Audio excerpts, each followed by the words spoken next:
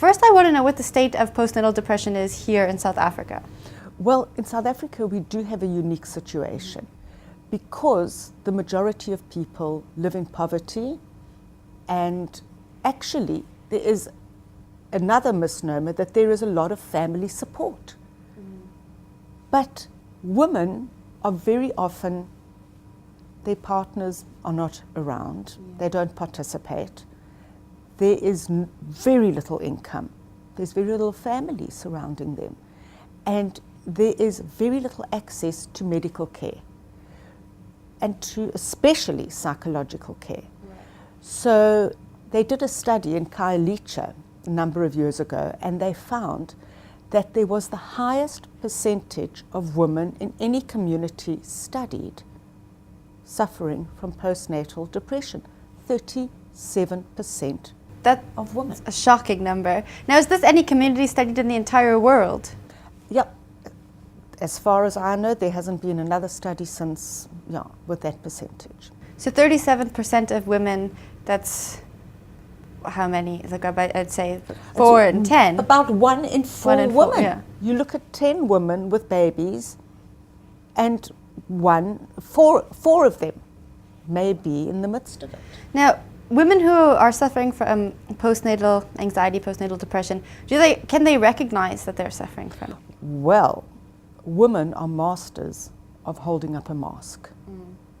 Holding up a mask of competence, of managing to juggle career and children, of being in control of their lives. So that mask is quite impenetrable. And the problem is that this feeling of postnatal distress creeps in very insidiously. So you start normalizing it. You start thinking, well, maybe this is what normal motherhood is, especially because other moms haven't spoken about it. So you think you're the only one who's suffering from it. There's a conspiracy of silence around postnatal distress, because there's nothing worse than being thought of as a bad mother or an unhappy mother. So you dare confess to it. But as women start opening up and talk to one another about it, then that provides an honest space for other women to speak about it and get help for it. Now, going back to the Khayelitsha study, yes. How do we move forward? How do we help bring that percentage down? Intervention.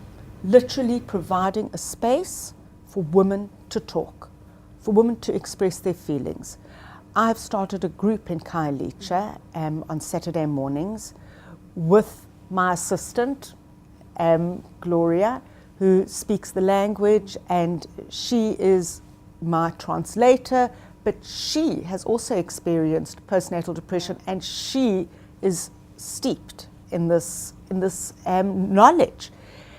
And these women come together on a Saturday morning, and it is the first time anyone has ever said, "How are you? How's it going?" And even if they don't get an opportunity to talk in that session, and the first session we had 20 women arriving, 20 women, and it's in a creche with portable toilets, with sand as the playground, with dust floors where we sat, the most deprived environment. And all these women came, and just to feel like they were being understood, there were tears all round. They felt that they felt such relief that somebody was taking care of them. And I so look forward to this project evolving and spreading it out, carrying it into other areas. Now, on that note, what's treatment for postnatal anxiety like?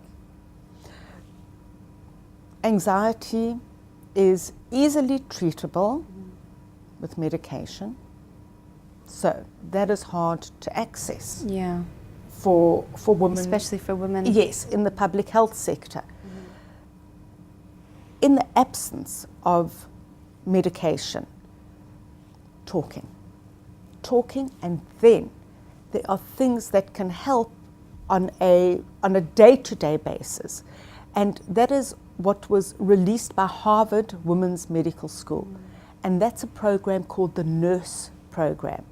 So N stands for nutrition, good nutrition, feeding your brain, vitamins, and in that case also medication, just feeding yourself with nourishing yourself. U is for understanding what you're going through, for having somebody who listens in a non-judgmental way. R is for rest and relaxation, something that mothers barely get. S is for spirituality, and that doesn't mean religion, it means faith. It means belief in the fact that actually you are going to get better. And every woman suffering from postnatal distress will get better with the right help.